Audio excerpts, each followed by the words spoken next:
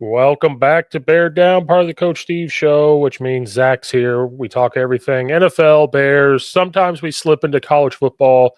Just kind of depends. It's just all football. Zach, I will say this. Thank God we're finally in the offseason. Thank the Lord above. Praise be the season. Another season from hell is over. Though I will point the caveat, we at least did get our win against Green Bay. So, got to give a little bit of a pat on the back, just some. I'm just giving just there. That's it. That's all I'm doing. Just 2 pats. Yes, we got a couple things. Obviously, we're in the off season, so now the big question is who the new head football coach will be of the Chicago Bears. They've conducted a couple interviews, which we'll discuss how they've done them and what people have said about them, and the other interviews they're going to conduct. I think some are today as we're speaking. They will get some done today. I believe you are right. I got the list pulled up of who they're talking to, although you pulled the schedule back up again from Fox 32. Actually, there we go. The list is very long. They're interviewing. I think Big Cat tweeted, like, every single time a coach gets added, he puts up the Oprah thing, like, you're getting an interview, you're getting an interview, you're getting an interview. And they're interviewing everybody, which I guess after the season we had, you might as well just interview everybody. And I keep tweeting, like, what are we doing? Why are we even bothering interviewing this guy? And a high school coach who's very well known in the high school world tweet, he goes, relax, they're just interviewing everybody to show face. And I'm like, okay, you're right, I get it. But still, I'm like, some guy's interview, I'm like, he's not going to be the head coach, so why do we even bother? But let's just start off with this. You and I were texting during the Packers game, and it was very indifferent. I think the deep down diehard Bears fans in us were rooting the whole time of, like, just beat Green Bay. Like, that was the whole thing of just beat Green Bay. And we actually pulled it off. Finally beat Green Bay. First time since 2018. We haven't won in Lambeau Field since 2015. They've won 11 straight. We finally did it. It was an ugly game. Very ugly from both sides. Well, I think I was more excited than you at the time. But let me put it this way. I was watching it at home, then we had to leave, and I was watching on my phone. And when they kicked the field goal and won, all I said was, oh my God, they won. It wasn't like hooping and hollering. It was just like in shock. It was like, oh, we won. Oh my God, we beat Green Bay. I know. You know what I mean? I'll go and lead with my caveat, because I'm just going to say, if that's you, do you. Look, we beat Green Bay. It's a nice feeling. It's a good feeling. My whole crux was more, I think, what's been post end of season, which is it's almost like this has taken on its own, like, almost like a how do I put this? It almost feels like it was like our Super Bowl, which is, to me, like, okay, cool. Like, yeah, I'm glad we killed the streak. Trust me, but, like, let's pump the brakes, guys. Like, bigger picture, bigger prizes. I'm glad we beat Green Bay, but, like, some folks, like, not you, Steve. I'm talking, like, some people. It's like the end all be all of Bears fandom right now, and I'm like, we need to let's refocus our image here, okay? Like, Jordan Love sat out. He's clearly playing against Philadelphia. He injured his, I believe, elbow, they said, but he clearly could have came back, so they sat him down. They pulled Josh Jacobs in the second half as well, and basically we're adjusting that roster on the fly to be like, okay, maybe we shouldn't waste some talent. I mean, the Christian Watson got knocked out with an ACL. After that happened, they started pulling guys and moving them around, shaping up the roster. So, I think they kind of somewhat phoned it in at the end. Not saying they fully did, because they were fighting for a seed, but it definitely felt like they were trying to play it safe while also seeing if they could make this work. Right. So, full disclosure, it's part of the reason why I'm also not, like, going bananas over, like, winning in Lambeau, and it is because we're talking about a week 18 matchup here, where Green Bay's going to have other bigger fish to fry. A win's a win, though, so I can't be too much like that. But I'm just saying, like, some folks have taken it where this thing's evolved to like a whole level online. I'm just like, Jesus, guys, hey, cool. It's been over a week. It's been about to be a week at this point, and we're still talking about getting a win. That first win in 11 games. Like, all right, season's here or off season's here. Let's see what we can discuss elsewhere. I don't know. Like, am I crazy, Steve? Like, maybe I am the villain of the Bears fandom in this way, because it's just like, Bears fan on surface level should be just don't talk those facts. You beat Green Bay. What are you doing, you madman? I know someone in Chicago would be yelling at me like that, like I'm some crazy person. No, that's what I was getting at. Like, in a normal season, like, even if we weren't making the playoffs this year, but like we had 7 or 8 wins, but it was just like, possibly you're not going to make the playoffs and we beat Green Bay. Maybe it feels a little different. Maybe we didn't go through all the firings and then all the stuff coming out about the Bears. That's why I said it that way. Like, literally, this was me in the car. I had my phone like this. I'm just looking. At first, I thought the field goal was blocked because you saw the ball kind of do the little flutter thing because the way the camera was. I was like, and if you look, the Packers did exactly the same thing. They attacked their right side. They did exactly the same thing they did early on in the year. And I thought it was blocked. Then it went through, and that's why it was like more of a shock factor of like, I was like, oh my God, they won. Now, normally, like, my phone would have been thrown up in the air, and you're like, yeah. I wasn't not happy. Like, I was super happy to beat Green Bay. You're sending them into the playoffs on a sour note because of losing to the Bears, which embarrassing for them. Like, I know they started to put different pieces in, but there's still that rival factor of like, they don't want to lose to the Bears. They don't want to go into they've been struggling the last couple games as well. The Packers have. Right. And I think more questions about Green Bay has been asked about. It's like, well, they're good, but are they like NFC elite good? That's what's been brought up, which I'll be honest with you, I'll take that 9 times out of 10 in any season. If I'm if I'm a team with 11 wins or like Pittsburgh with 10 wins, and it's like, but are they elite? It's like, dude, you're good. Like, you have more upward momentum or stability than I have had in my whole lifetime, sir or madam. But that's the Packers, though. They have that standard of this. But the Packers, they knew, like, at that point in time, they were 1-4 in the NFC North. They've only beat the Bears. They lost the Lions twice, the Vikings twice.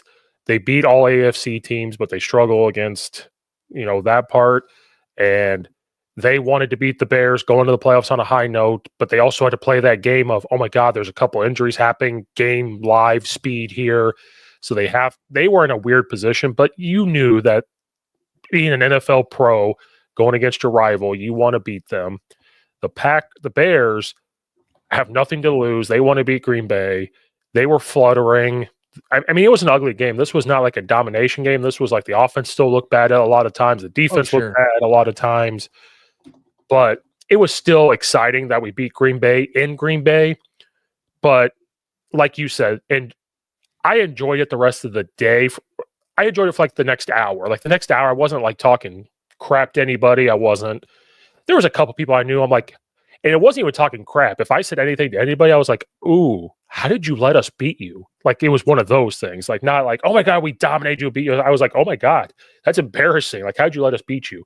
And then after the next hour, I was like, all right, back to Twitter.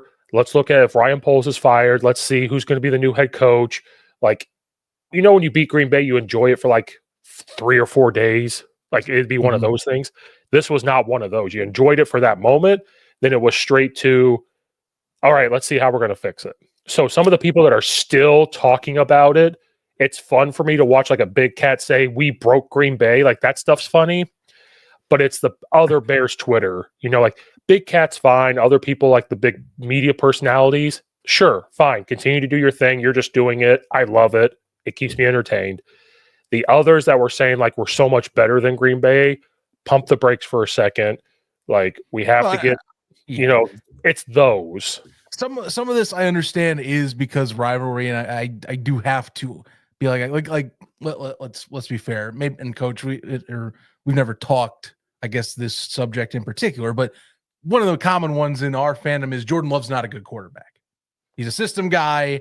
he's a Matt LaFleur guy. He just happens to be, good enough to where he's 3-1 against Chicago, but it's because Matt LaFleur's got him in a right system. He's not a good QB. Yes. That one's, I think, more of a Bears commonality, but like I get some things. And like, look, Big Cat, when you say Big Cat, like, gotta be fair. Like, there's two-ish like personalities online that I know, like, their fandom just kind of goes to like, I'll say whatever the hell I want that's pro Bears just because I know either they expect me to, or that's the one, or that's what I want it to be. And that's Big Cat and Adam Rank. They always go pro Bear. It doesn't matter how bad the take is. And that's fine. There are people like that. I'm cool if you do that, but also understand, and some people don't get that, is that's just them. They play that bit. That's how they do it for their media personalities. And Rank is with the NFL Network. So, he rides that whole train, ride or die, whatever you like. I just can't be that way. It's when you go beyond that, when it's like people trying to be technical about it. I'm like, man, I don't know about that. Like, sure, like Green Bay is 1-5 in the NFC North, and it's fun to like put that on a stat sheet. But like, again, when it gets to the point where I'm just like, we're like you want to talk about the most absurd part of this, the photo of the woman in the stands yelling at a Bears fan has gotten so much clout for so many of the accounts, because they love this like picture of her yelling at our teammates for the win. And it's amazing, but it's like people are still talking about it as of this morning. It's yes. like, okay, guys, cool. We did it. It's time to move on. Like, yes, imagine how we are if we win them, like, hypothetical here, Steve. What if we beat them 2 times in a row? Oh my God, that can happen? Can you believe it? We can get 2 of them on them. We can start next year. We can sweep them we could sweep them. Oh my God. Like, I'm just like, okay, we're over it. Season's done, guys. Like, I don't know. I'm fascinated at how this has continued to be covered, like almost a week past the expiration date.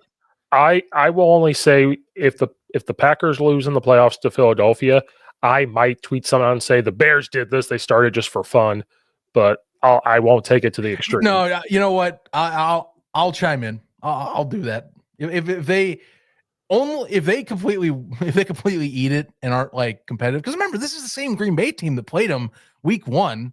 They lost by 5. It was a good game. It's one of the better games of the year. So yes. This team goes into Philadelphia and completely just doesn't show up. Yeah, no, those jokes will be coming right away. I don't care. I'll drop one too. Yeah, but like, you can't hurt us. You can't hurt us. We were never in the playoffs. You can't hurt us anymore. We beat you. What are you gonna do? It's up to you now. You can't hurt us any more than what we already had. Like, you can't hurt us. So that game's done. Then we move straight to the offseason. We're going to kind of go over this very quickly.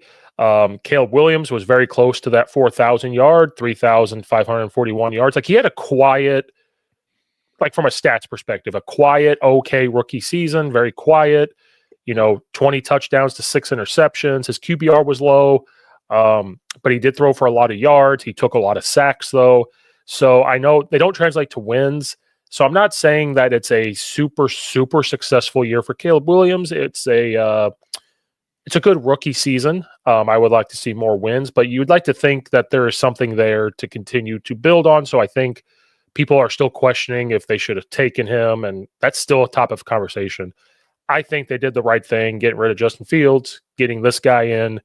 Now you just kind of hope that he continues to grow, and they get the O-line figured out. They get the O-line coach figured out, because I put a lot of blame on him as well. Yes. What this has happened. So people are still questioning Caleb Williams. I don't know why. I think it's because the wins didn't come with it, but it's like, guys, how many rookies actually win? I know CJ Stroud did. I know a couple others did, but more likely than often not, rookies don't fully win all the time right away. Sometimes it does, sometimes it doesn't. And this is just one of those times it didn't. But for a rookie to come into Chicago and get almost 4,000 yards their very first time out, it's pretty good. Pretty good. 20 touchdowns, 6 interceptions, pretty good. Yeah.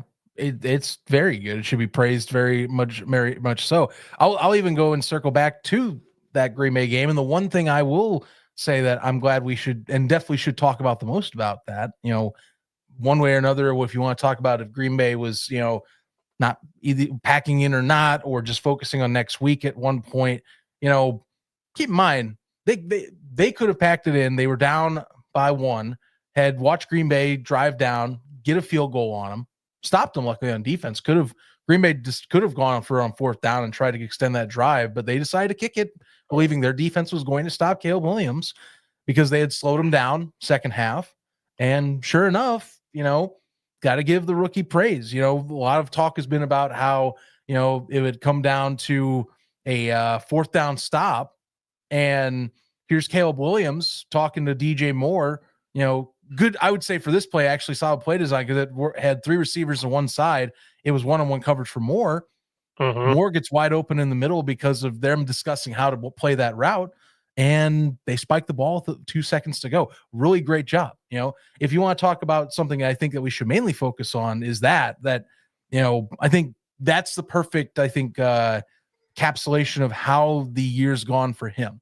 It's been a roller coaster, but we've seen later in the year when, he's gotten a little bit more time. He was only brought down once, by the way, against Green Bay. So when he's been given time, when he's able to see the field, he can pull some magic off, and he's also had, and I agree with fans and analysts too, he's had several times where he's had fourth quarter drives that just have not gone their way this year. And that's different than Justin Fields, Steve, and I'll let you carry this because what would happen with Justin Fields would actively melt down in these scenarios every step of the way through his tenure with Chicago. I can't say Caleb Williams really did that this year. And more times often than not was the guy putting it in the situation. The only time you could even argue, I think, that it was maybe closer to fully on his end was the timeout scenario over in Detroit. But I would argue that it was Coach Eberflus's problem more so than his, and that he was just trying to make the best out of a bad scenario. So right.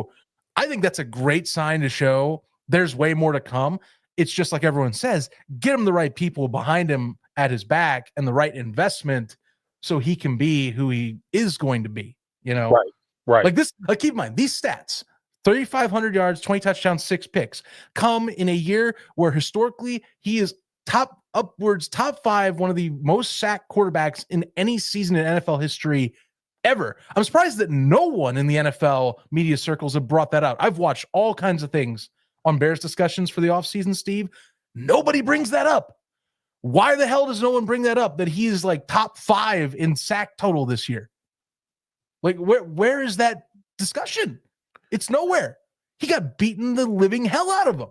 Only 2 other quarterbacks had more sacks on him, Steve, and it's David Carr and Randall Cunningham. David Carr owns 2 of those seasons. We've talked on this show about this thing. Yep. 68 sacks in a year. It's nuts. That has not been brought up enough. How the hell is that not being talked about? And I think it shows people talk about his leadership and toughness to get beat up like that and continue to get up. And I know that there was things that led to that. There was some of the, I'm not saying all those sacks come on good defensive play design at times. We have to take that in consideration. Sure. Where a lot of those are the O-line breakdowns. We watched them early on in the year. Some are on Caleb Williams because he would get what I call happy feet. There was times where he'd move and he doesn't need to move in the pocket like that and make those decisions. And that's just him being a rookie. That's him in college. He probably could have broken a run or done something. He's used to that. He's got to get away from that, which he'll learn. He's a rookie. And like I said, even though a roster was built around him, there was still a lot of struggles, and we knew that. That's why this whole Super Bowl talk, because they got Caleb Williams, was stupid. And we knew that coming in. There was no way that was going to happen. They talk about the sack totals, but they blame all that on the O-line, which I don't like if they do bring it up in any media circle. But it just feels like it doesn't get brought up enough. No, which is crazy to me for the amount. Again, just go and look up the records. He's up there. It's not hard to find. He's the 4th guy on the list right now. Right. But the thing is, even when those happened, there was a couple fourth quarter, that one overtime where he didn't do it, but there were a lot of times in the fourth quarter he makes some type of good throw. The Detroit Lions game, I blame on Eberflus because that puts Caleb in a bad situation because you're not taking one of your 2 timeouts that you have. There was another timeout blunder with Thomas Brown where he didn't take a timeout. And I thought, okay, you're rushing this rookie quarterback. You have 2 timeouts. Take one to calm it back down. Like, I didn't like that. But he does do decent things in the fourth quarter, and that's a good sign from a rookie. The proof is in the pudding of his yards, his touchdowns. He didn't turn the ball over. So there's great things to build on. And Justin Fields in those moments Justin Fields' problem is, since he's such a good athlete and such a physical specimen in that regard, that he would try to do too much and try to like maneuver around. Like, I'm going to make a big play like I did in college. I can do this. Early on in the year, I've broken a 60-yard run. I've done this. But in those fourth quarter moments, and the NFL, how they design their defense, you're not going to do that. You're not going to scatter around. Like, they're going to lock in, especially as the year goes on. Early on in the year, when it's the first time playing you, when a team, if this is the second time a team has seen you or anything else, there's more film on you, they're going to figure out how to stop you. So Caleb Williams is like, hey, I'm a pocket passer. If I have to move around, I'm going to do it. If I have to roll out and make a play in the side throw arm, I can do it. Justin Fields would just try to do it himself, which you don't have to. Caleb Williams, I think, is figured out, like, I don't have to. I have Keenan Allen. I have DJ Moore. I have this. I don't have to do it. So yeah, guys you can trust for the most part. So. Right. So I just wanted to bring up the Packers. I wanted to bring up Caleb Williams. Now we move on to, now it's the offseason. Now the biggest question mark is, there's 2 big question marks. Ryan Poles as general manager and who the new head coach is going to be. And they had their press conference at, this week. All signs obviously are pointing to Ryan Poles is keeping his job because he is part of these interviews. The only way he will be let go is if a head coach that wants to come in wants his own general manager. But I don't see that happening since Ryan Poles is now considered the point guy now in talking to these people. And they're keeping his contract stuff very hidden. Kevin Warren did make an interesting comment. They asked about Ryan Poles' contract extension, and Kevin Warren said, yeah, I mean, a year is a lifetime. So there were so many terrible quotes from these press conferences. It was terrible. Not inspiring. That was one of them, like up there, easy. Yeah. So this tells me that they're leaning towards signing him for a year. And I said this weeks ago. I can see them giving him a year to say, fix this right now. This is like a head coach coaching for his life, saying, you bet you get one more, like Eberflus coming into this year. You have to fix it. You ended decently. You had to fix it. He didn't, loses his job. I just feel like this is what they're going to do with Ryan Poles.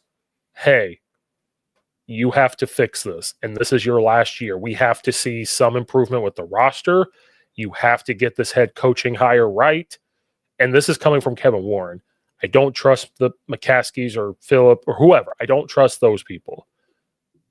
I don't want to trust Kevin Warren. Kevin Warren can win me back over if he becomes a leader. Like, if he starts to make these, like he brought me back in a little bit when he put his foot down and said, we got to get rid of Eberflus. Like, that kind of sort of brought me back in, but you have to continue to show me that you're going to make tough decisions and kind of put your foot down and say, I'm the president. This is my job. Ryan Poles, you better be on board. So I am off the train of that he's going to be fired. The only way Ryan Poles is going to be fired is if Kevin Warren really, really, really wants a Ben Johnson or a Mike Vrabel or whoever, and they say, I want this guy to be the general manager. Kevin Warren then would step in and say, sorry, you got to go. But I just don't see it happening now because I really am still holding out. I don't like the fact that we're retaining someone that has done so poorly at the position and at the spot of power that he has been given to run an organization. And the responses at this press conference are what bug me even more, that they are sticking with him, because it seems like Ryan talks at these press conferences like it's like we're just coaching away, and I just don't agree. Again, like we're talking the 2 core elements of this team on the offensive and defensive fronts. are below standard by a wide margin. And, I think you want to talk about the other quote, Poles, when he's asked about Caleb getting sacked a bunch and being under stress all season, he had to ask a follow-up to that question. He said, "What do you mean by that?" After being asked about the sacks. It's like, really? You've watched all these games, Ryan. Like, you do realize how he got sacked 68 times this year, right, pal? Didn't it seem like the way he was answering these questions, and it felt like he was it almost felt like this is his first year being the general manager. Like he's coming into his first year as general manager. That's the vibe I got with the way he was answering questions. And I'm like, what the fuck, Ryan Poles? You're going into your fourth year, you've been the general manager for a couple of years and you're just now learning. And like, what are we talking about? I don't want to hear that. I didn't want to hear that as a response. No. There's no really good answer there.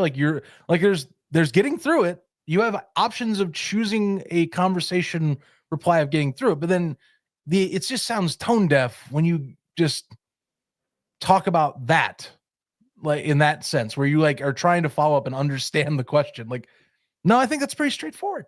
I think the same thing could be said. And this one was, I think this one, while it wasn't the worst of the takes, it's up there.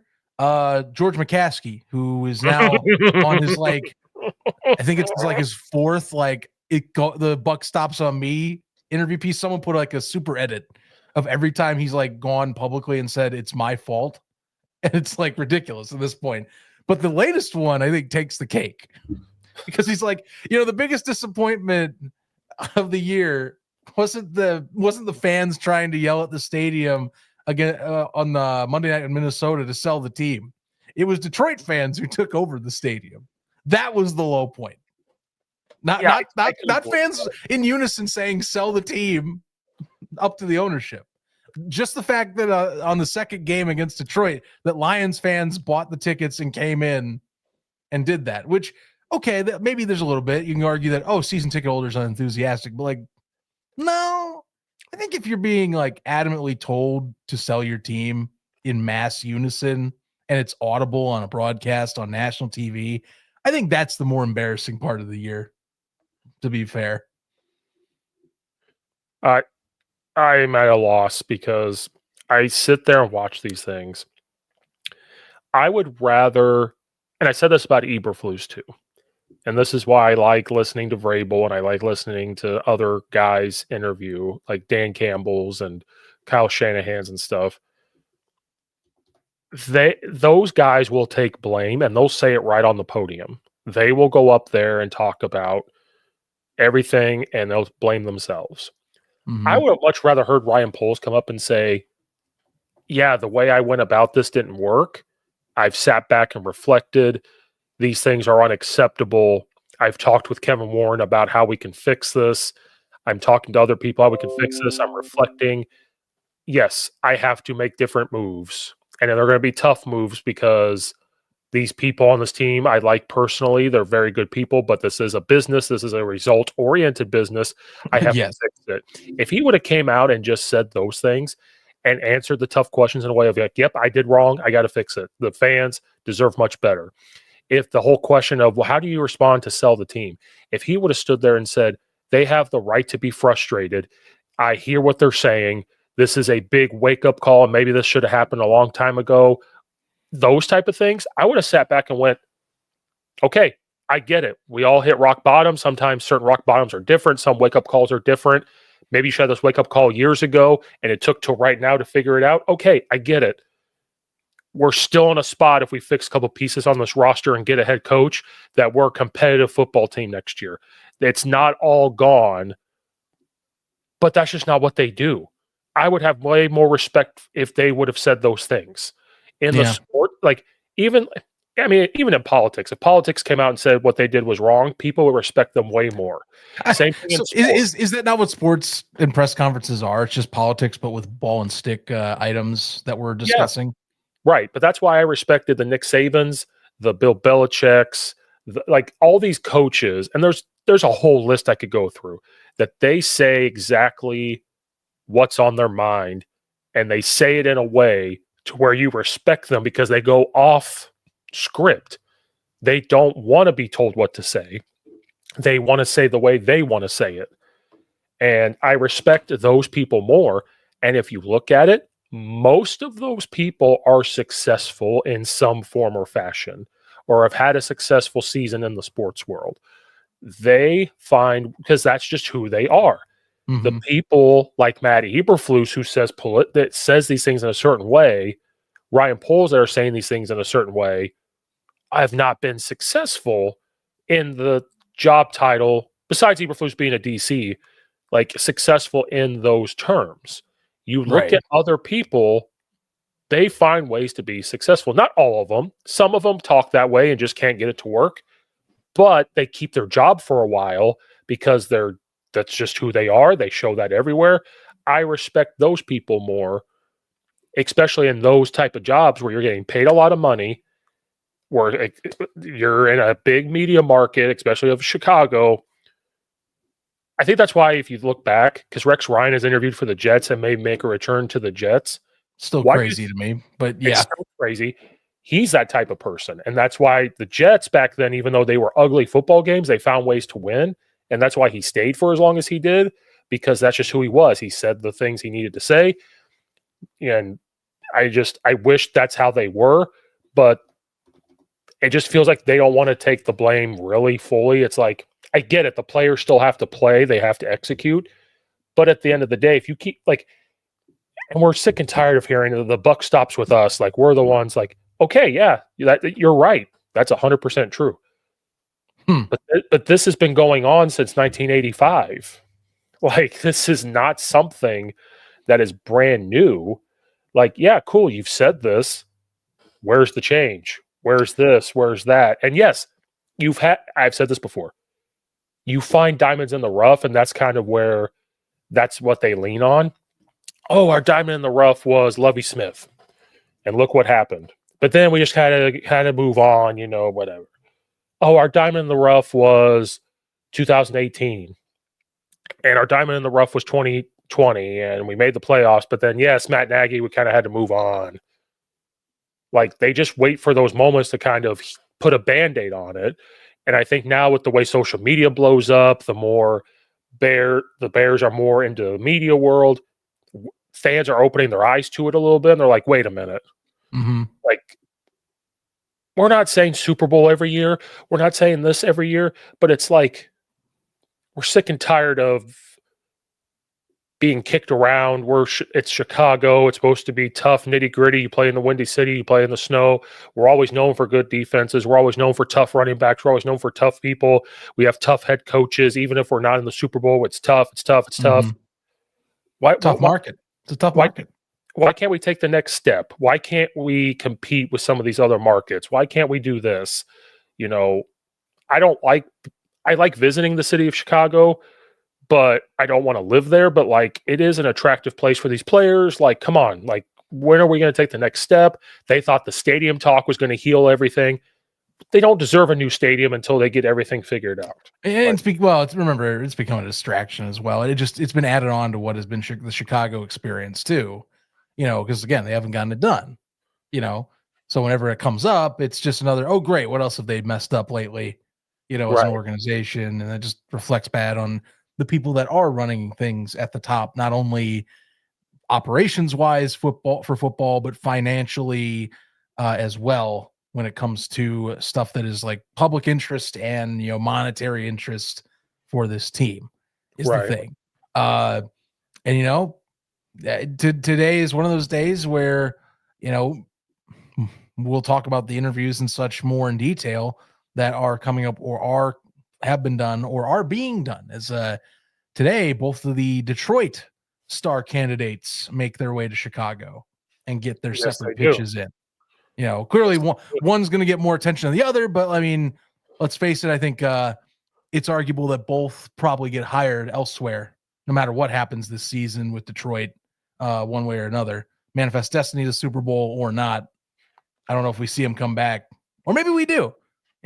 Maybe if they don't make it, maybe we do. I mean, Ben Johnson's been showing that he doesn't mind trying to finish the mission. Right. So we're done with that. Let's get on to the main topic of this. Who will the Bears hire? And we've discussed different people, so we won't beat dead horses on certain people. Mm-hmm. But they have a long list of interviews. I loved that their very first interview was Mike Vrabel. Yes. Now, the Patriots job came open right before this, and the first thing out of my mouth was they are going to get Mike Vrabel because he played for the Patriots. That was my first thing because I saw a tweet that said the Patriots saw people lining Mike Vrabel up for interviews very quickly.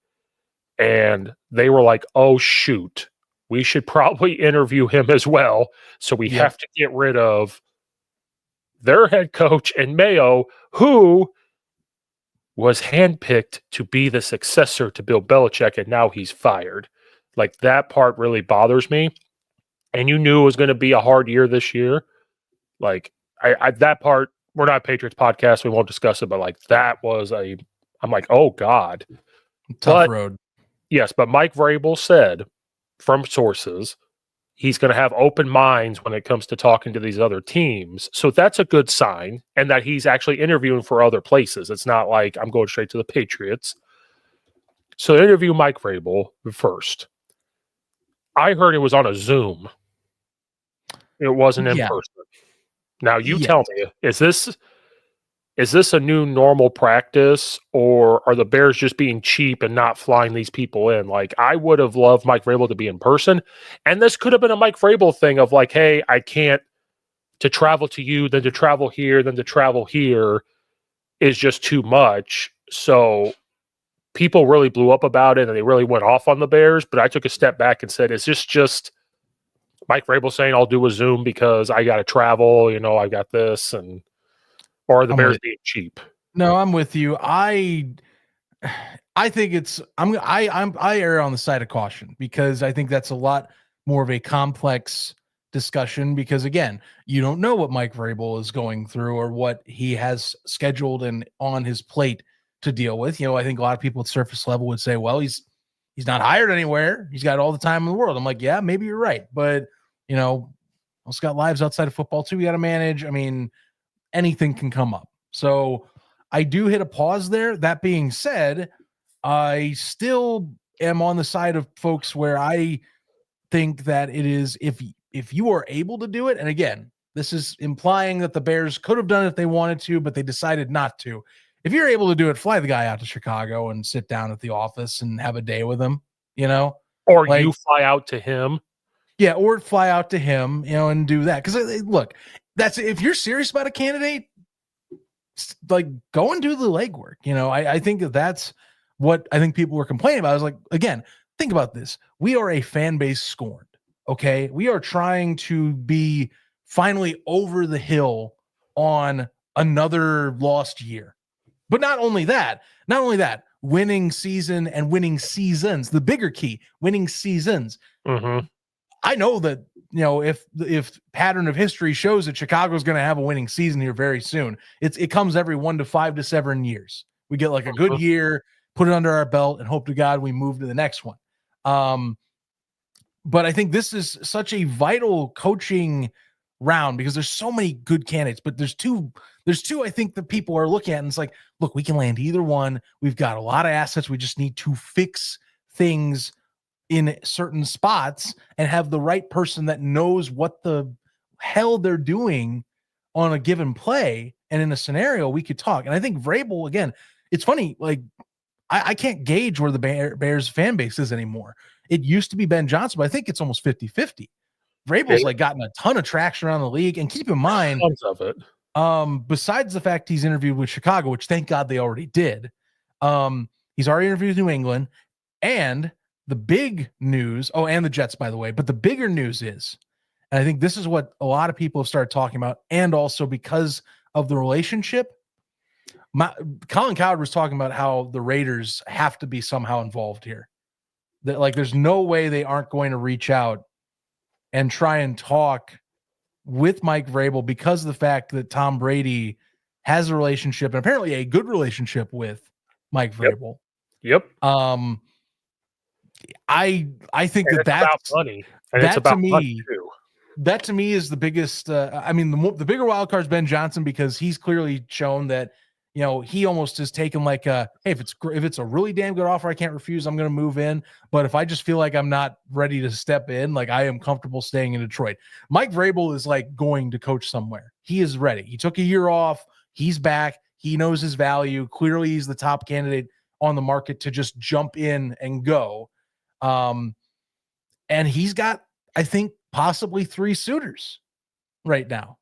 And I think that's the thing is, can Chicago lobby and outbid those 2 organizations? Mark Davis clearly doesn't give a crap what he spends on. He's apparently going to be paying 4 head coaches by the end of this.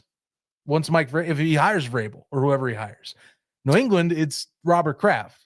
It's the second most valuable franchise in the NFL. Right. Can Chicago pay up if they really want him that bad? That's the question. So again, I have to be careful what I read on Twitter, and I don't have time to make sure it's valid. And you never know what's true or not, which I'll get to because I saw a tweet literally like 15 minutes ago that was tweeted 20 minutes ago. Not about Mike Vrabel. It's not about Mike Vrabel. Before you go, I also should mention as well, just to add on to my point, Woody Johnson's also not afraid. He's also a very uber rich owner, being the heir apparent to Johnson & Johnson. I'm just saying, like, Chicago, in terms of the spending money argument, is kind of the 4th option here. Right. And now, again, it goes to the change of like Bears. If the buck stop with you and you want to change, you better pony up and get some of these guys if you really, really want them. But I saw a tweet yesterday, the day before that, Mike Vrabel is looking at the $15 million mark a year for him, and the Patriots kind of want him for 10. They're kind of one of those things. I don't think the Bears would pony up and pay for that, which I'll be extremely pissed off if that's why you don't get Mike Vrabel, because you just don't want to pony up a few extra money that you have. It's not like you don't have it. It's not like, oh my God, we don't have the money to pay him. Bullshit. You're the top 10 most valuable franchises in the NFL. Right. Like, you have the money. And I guarantee DJ Moore would take a contract renegotiation to bring someone like that in. Like, I guarantee it. Oh yeah. So, I mean, for context here, I'm just curious. So I'm looking up these salaries, and again, this is coaches' salaries that have been revealed to public record. Teams don't necessarily have to report this, but most have been found. So if he wants 15, like, let's keep this in mind. 15 million it's the upper echelon of coaching monies in the NFL. The highest paid NFL coach right now, according to public records, is Andy Reid. He's paid $20 million a year right now, which is fair. Man's got 3 Super Bowls. Man's basically become the modern day Bill Belichick. Like, no one's going to bat an eye that he's going to get paid 20 mil. Right. The other ones that are even close to him and are in the 15 million range, and I'll list them off, according to these records, again, not all the teams are here, are Sean Payton, Mike Tomlin, Jim Harbaugh, and Sean McVay's paid 15. Just below that at 14 and 12 are Kyle Shanahan and John Harbaugh. Dan Campbell and Sean McDermott are at 11 mil. And that ends the $10 million a year coaches. So Mike wants to get paid like he is a big time candidate, which again, track record shows kind of is. When you win multiple division titles, when you've gone to, and won multiple playoff games with the roster you've had, with the coaching you've shown that you are coach capable of the year. Yeah, you're a coach of the year. Like, again, some people tried to devalue this stuff at the beginning of the search. Guys, he's a legitimate good coach. He knows how to get the best out of his players. Right. The bigger question about coordinators, sure, it's going to come up, but I think he's capable of doing that. Right. He's going to get his money. Someone's going to pay him. I just don't. Will Chicago pay him $15 million? Well, that's why the Raiders. If the Patriots aren't going to pay him 10, or trying to pay him 10, like that's interesting to me. Right now, that could just be a false tweet. It could be the Patriots just trying to negotiate to get him down to like 12 or 13. That could be one of those things. They could be using the argument of, hey, if we pay you 11 or 12, then we have extra money to get really good coordinators because you're not going to be a coordinator. So they could be looking in that realm too. There's a ton of things like, yes, Mike Vrabel's going to go in there and say, I want this money. and they will negotiate it, and maybe it'll come down and say, yeah, but we'll use this money and you can use it for however you want and blah, blah, blah, blah. But that's why the Raiders are going to be a factor because they will pay. They pay John Gruden how much money? Yeah, they'll pay Mike Vrabel. I mean, Like and Mike Vrabel is looking for 3 years, like 3 years, $15 million, which is a lot.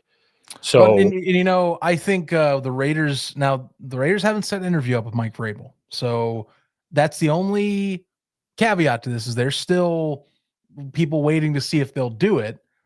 That being said, though, like a lot of this new talk, like I think it's somewhat speculative, but I also slightly believe it is that, you know, Mark Davis is the money. Tom Brady's the one that is taking this like full frontal like approach to being in this search.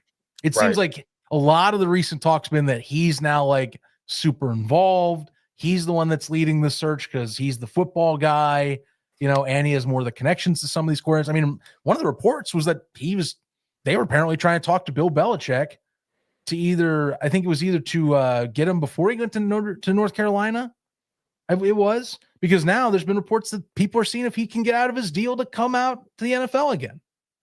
Yeah. Lombardi came out and said that those were all false. Like I'm glad that you brought that up because I would have been riding that falsehood for a little while. He went on Pat McAfee's show and Pat McAfee asked about it.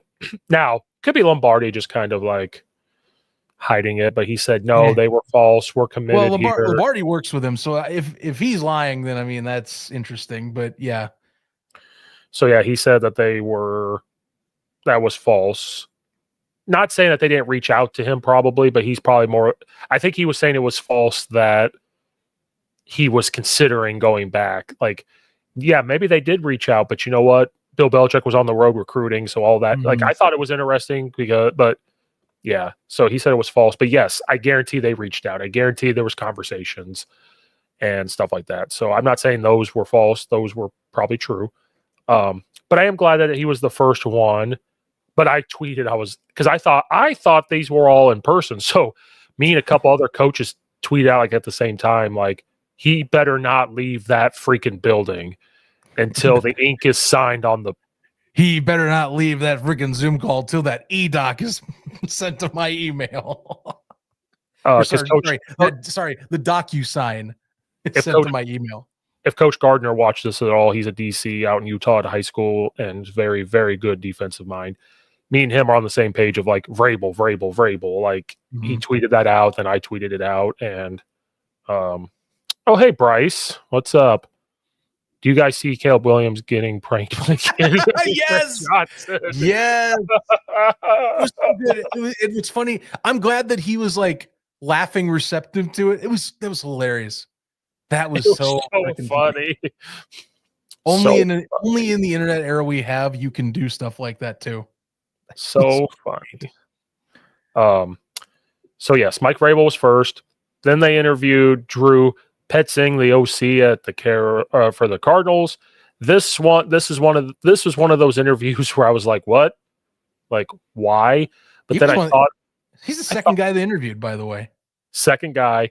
I thought about it, and it's like, okay, I feel like they're just going to interview guys that are offensive coordinators for Caleb Williams. So they're looking at like who's had a decent offense this year. Carolina, Cardinals, middle of the road offense, but by numbers was better than the Bears.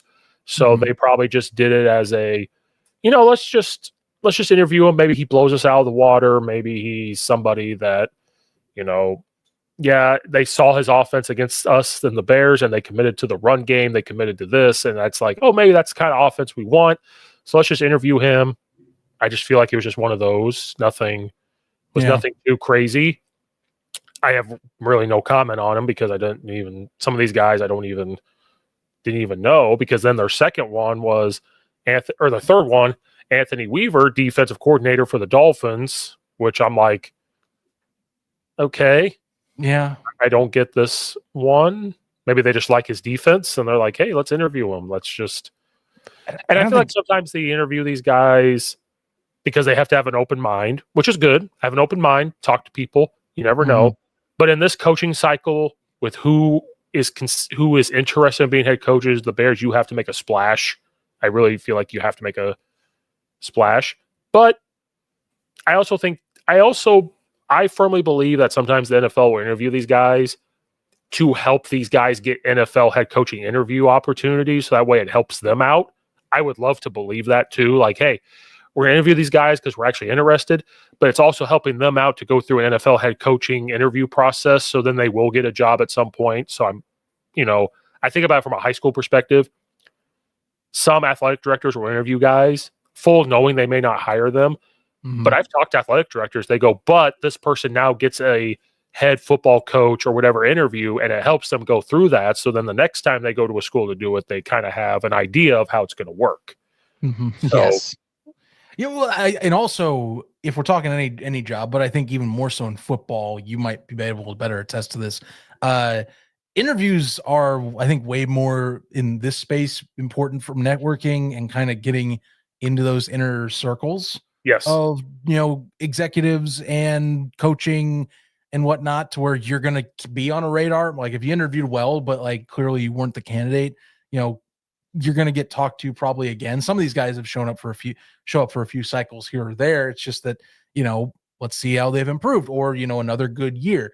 I don't know if Anthony Weaver's one that many should be looking at right now. I don't think he's an inspiring pickup, but enough people have talked to where, yeah, let's bring him in and have a chat, and there's a few I want to bring up on the list later when we go down it after we get through the ones they have talked to that I actually am kind of intrigued by, because I think they're ones that people haven't thought about. But like, given the success, why not? Right.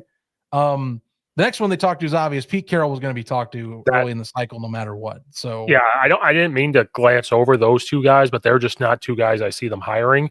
Mm-hmm. So the big interview so far at that point in time was Mike Vrabel. Then the other big one was Pete Carroll. Getting Pete Carroll to interview is huge. And his name is getting brought up more because he's interviewing for other spots too. So it's showing that he is interested in making a comeback to the NFL.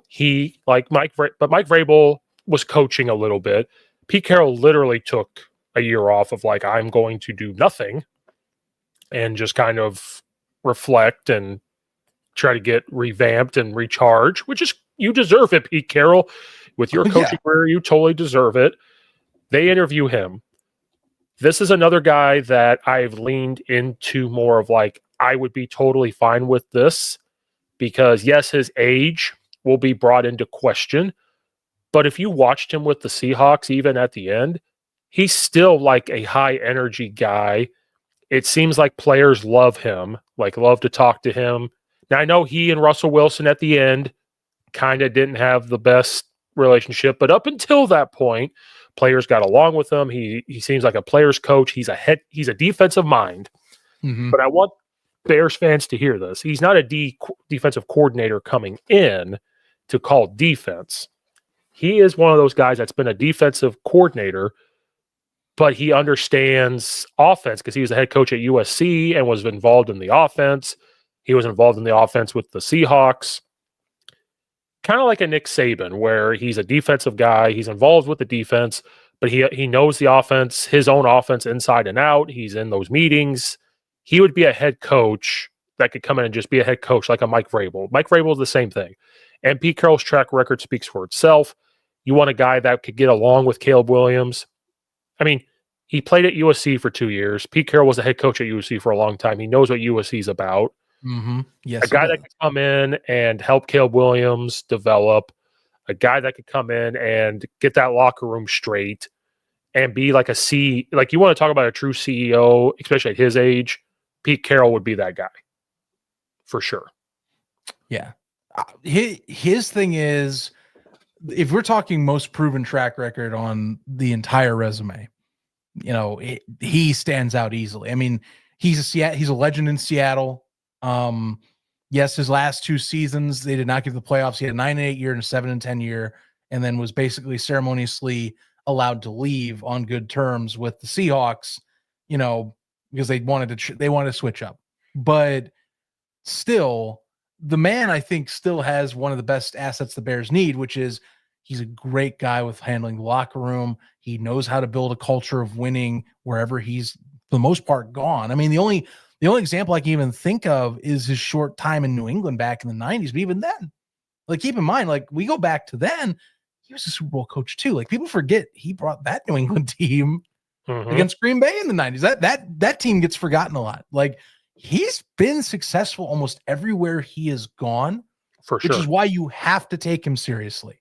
Like, I still fully believe this is a guy that's not, like, I know a few people brought this up, but I don't think many have, where it's like, we don't want a John Fox end of, like, his own tenure. Like, no, this guy seems like he's, like, enthusiastic. He still is uppity about things. He just needed a fresh start, and I think, like, he's been one of the true people that's like, I want this job and I want to show you how I'd fix this job. And that's when I want to see what happens to him after it. Because you are right. He has a second interview lined up, and it's because it's a recent firing with the Las Vegas Raiders. And the Raiders are starting to get their cycle together too, because they had to fire their GM, Tom Telesco. And so they have Carroll. And also, apparently now I've read up while we're talking that Ben Johnson is supposed to be slated at some point to talk with the Raiders as well, according to reports. So they're not done with some of these bigger candidates anytime soon. And I think Pete Carroll, again, if we're talking between the Raiders and the Bears, I think he'd rather have Chicago. But again, I think this also goes back to, like, Vrabel. What's his rate? He has a massive, high quality resume on him. You can't think he's going to take a discount of any kind to go out here. Maybe he does because he's enthusiastic, but, like, I don't know. I feel like he's going to be another guy that's going to be pushing, like, I want $10 million plus a year, and a little bit more leeway on how I manage my roster, But I think he's the big, like, out of the names that have gone in through that building up until this morning, he's really the only other major one left that I think people are taking seriously, because the last one's Mike Kafka, which I mean, I don't know what to say to that one, really. Northwestern alums really the most Chicago thing that stands out to this. So just another offensive guy that they thought, okay, could he develop? Like, again, one of the two criteria they're looking for is develop Caleb Williams and lead the team. That's what they're looking at. So are they looking at this as, you're an OC, can you develop Caleb Williams? And it's just, again, maybe it's just one of those interviews where they get what he wants to do on offense. They want to see what his offense would be. And, he had a rough go at the Giants. And he's one of those things where their head coach is the OC, kind of like Andy Reid, but this guy's given the title as the OC. I think they just wanted to talk to him. But whatever. Like, they won't hire that guy. Yeah, I agree with you. I think even more so than Anthony Weaver. I'm like, yeah, no, he's not really a serious choice. Right. So let's talk about today's stuff. So the Detroit duo, they are in town. Either that or they're on Zoom. Probably on Zoom. I'm going to take a guess, but it is close enough to where they could go and fly to Detroit if they are wanting to, if they're serious enough. So, thoughts on this? I think people have clearly stated enough that Ben Johnson's the top prize. And a lot of people respect Aaron Glenn and what he's done. I mean, again, just see what they did on Sunday night. Like, they've been getting healthier. The man is one of the best coordinators in the game right now at his position. But I think people are just so burnt out at the defensive coordinator hires in Chicago that it's not the right time to hire him, or he's not going to be a guy that they are serious about unless, like, a bunch of options are exhausted and they just screw this up or screw up the ones that they maybe have on the top of their board. Maybe Glenn is. I don't know. What I like Glenn. I just don't know if he's what people want in Chicago. Right. I like Aaron Glenn because I feel like you see him. He was literally sitting in the chair with his legs crossed while the offense was out there, like, already talked to the defense, already got it going, and he is looking, and he's just, and he gets along with the players. He expects a lot out of them. They talked about it, like, he's very good at disguising defenses. He's very good at this. It's just that for Chicago, let's say we just got rid of John Fox, or we just got rid of, if we just got rid of Matt Nagy and this was happening in Detroit, you'd feel a little bit better about Aaron Glenn in this moment of coming to Chicago. It's just for Chicago.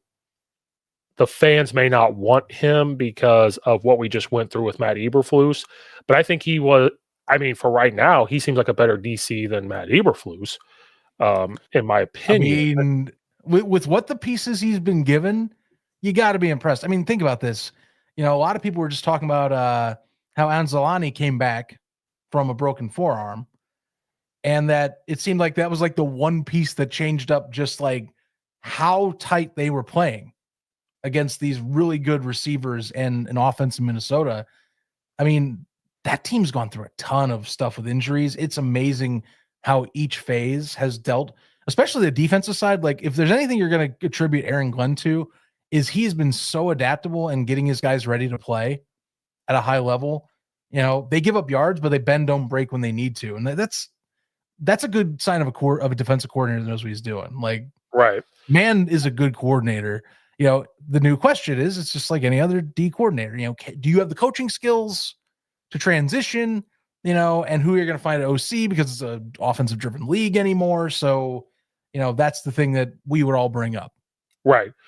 And so I think to bring him in, it's going to be like, are you going to call defensive plays? Do you have a guy in mind that could actually run your defense and bring him in? What did you learn from Dan Campbell and running a program and rebuilding this and everything else? That's kind of why he's brought in. I'm glad the Bears are interviewing him for sure. He deserves it. I just feel like if he's going to be a head coach, it's not going to be with the Bears. It's going to be like he's really tied with the Saints. So I just feel like that's kind of where he'll end up, is the Saints. But he does deserve it.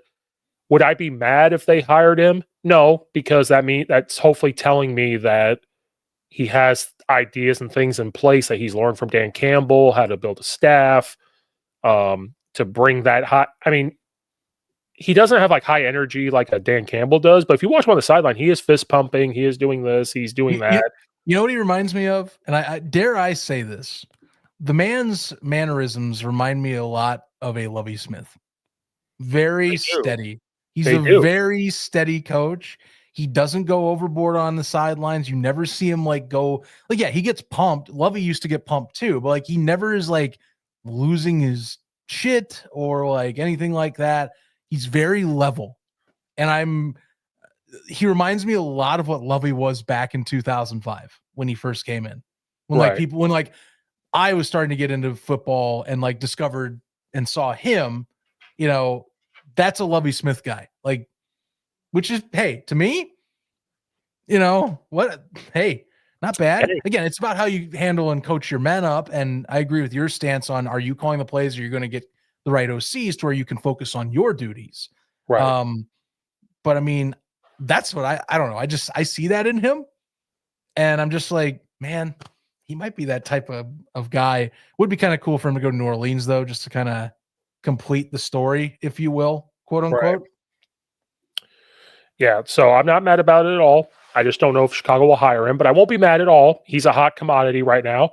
Yes. And again, kind of like a Ben Johnson. Does he want to go do it? Does he feel like he wants to ride this out with Dan Campbell? If they don't win the Super Bowl or they're not pushing it, does he come back to try to complete it? Then we've talked about Ben Johnson. And what's funny is like a lot of the coaches I work with at school, we're all Bears fans. They did bring up something interesting about Ben Johnson, that this is not a knock on Ben Johnson. I think it's more of like us and as fans. If Ben Johnson were to come to Chicago, we have to understand a couple things here. You're not bringing Jared Goff with you. Nope. You're not bringing that O-line with you. Bigger issue, because the quarterback's one thing. We have a guy. We have what we believe is the guy.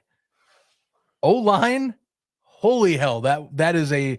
If I am in that interview right now, which I believe it's being conducted now or sometime soonish out there or on Zoom, that is my first question on my notepad. What the hell is the plan around the offensive line? Yes, because if people watch that Lions Vikings game, which I did, I watched from beginning to end because I love watching the Lions. I was gonna wear my Lions thing today, but I was like, you know what? It's a new off season. I gotta go back to wearing my Bears stuff here. I gotta reset, do the cleanse. It's a brand new day, you know. I have their coaching sideline hoodie on, so that's why I was like, I'll just wear this. It's very nice. Mm-hmm. And that O-line wore down the Vikings as it went on. And the tight ends. Did you watch the tight ends block? Dude, they Good just God. I love teams that make and draft players, especially in the receiving department, that are not afraid to get dirty and in the nitty gritty. Some of the arguably the best teams in the league, at least right now, or even if you can argue the Patriots dynasty, they did well. They had guys that weren't afraid to do the basics and just be completely okay and just completely accept their role as getting into the dirt. Yes. Teams need that, is all I got to say. So I feel like we have the receivers and stuff. Now, Detroit's got a lot of good receivers. They're very fast, very speedy. Gibbs, good God. Like Montgomery goes down, Gibbs' speed just takes over, which is awesome. And he actually runs downhill and uses his speed to do that as well. I wish Swift would do that more. And because I feel like they're almost the same. Like they're very fast, very, but that's the thing with Ben Johnson. Like, I would be ecstatic if they hired Glenn. I'd be ecstatic if they hired Ben Johnson because Ben Johnson would bring that creativity. Like, we're going to get into these heavy sets. We're going to run the football. We're also going to do this. We're going to do things that are not typical. He's very good at adapting. He's very good at game planning. He's very good at, all that stuff. And I feel like the Bears' offensive skill guys will fit into that. But as fans, we would have to take a step back and go, but another reason why they're very successful is Jared Goff is having an MVP year. But I feel like we have Caleb Williams into that. Like, you have Caleb Williams, awesome. We don't have that O-line that they invested in when they were rebuilding this program, or this team. So we have to be very careful and the expectations. Like, I guarantee if Ben Johnson were hired, what would be the first thing said? Super Bowl. Again, that's exactly what we said. You have to understand. Ben Johnson would come in and say, I need this dominant O-line to help out my quarterback. You want to see me run these plays? I need a big, dominant O-line that's just going to pass block well and just maul people, and I got to wear teams down as it goes on. Because you watch the Lions, there's times where they will blow people out. But that Lions game was close. But why did the Lions continue to win or just hold on to it? They just stayed with what they're doing. They said, we trust that we're going to wear them down. We're going to be tougher. We're going to have that grit. We're just going to wear you down. Yep. Keyword is the grit. That's been how they've done the culture. It's through the grit. You see it on Detroit merch. You see it on their players. You see Dan Campbell reference it a lot. That's, I think, the new, like, the Detroit. If you had the Detroit, like the New England, the Patriots way in a word form, it's grit in Detroit, is how they label it. I don't know what Kansas City would use, but I mean, the Chiefs have their way too. It's just the Patriot way at the Patriots. Like they like, do your job, do it right, do it tough. Mm-hmm. Nick Saban did it. Like, these guys have these things. And so Ben Johnson would bring in your offense. He would communicate well with Caleb Williams. I think he communicates well with the wide receivers and what he expects. You see him getting along with everybody on the sideline talking. He doesn't really talk to the defensive guys, but he will, like, high five them. He does things like he is. The more the Lions are successful, the more cameras they show on the sideline, and you see these things. So, but just as fans, I just want us to take a step back. We still have to invest in this O-line and development of Caleb Williams. So if Ben Johnson comes in, he doesn't want to go to a place that takes a while to rebuild, right? Like, he's not interested in that. He's interested in coming in and saying, I don't mind kind of rebuilding it, right? So that's why Chicago is very interesting, because from an offensive standpoint, you're like, okay, we're halfway there. We are halfway there. We got skill guys. We have a quarterback. We just got to get this O-line figured out. So you're halfway there. So I think Ben Johnson is interested in the Bears because if he comes into Ryan Poles and say, hey, if I'm going to come here, I will, because there's reports that he would work with Ryan Poles, which is awesome. Cool. Whatever. Yeah. I don't want Poles there, but you know what? If Ben Johnson's willing to come in and say, I'll work with you if we do these things and go about it this way, awesome. Because if you even think about it from a defensive perspective for the Bears, we're like one linebacker, one extra safety corner, and some D linemen away from being okay. So Ben Johnson's going to look at that and say, these are the things that I want fixed. If we can fix them, I'm coming. I'm on board. Right. And it should be noted while we're talking this, like if we're talking expected cap, last I had seen Chicago still is expected to have 75 million in cap this offseason. So it's still up there. It's no New England $130 million war chest that they're sitting on. But again, it's another year where they've done the books where Chicago's still going to have freedom to move around. I think the question that all these candidates are going to bring up, especially the ones that are the higher priority targets that Chicago is bringing in or that are wanting to play or be there, like Pete Carroll is, okay, how are we going to use this money? I've noticed in the past you have not spent it on certain positions. Do you feel like you're going to do that this year? Or are you going to focus on certain things in the draft, certain prioritizations of capital elsewhere? Again, I think that's another one on my list to be, not only the O-line situation of addressing it, but just you've said in your press conference you need to adjust certain things that you're doing in roster management. How are you going to do that with the capital this year? Again, having one of the higher end cap spaces in the league once more. For sure. So that's a message to Bears fans with that.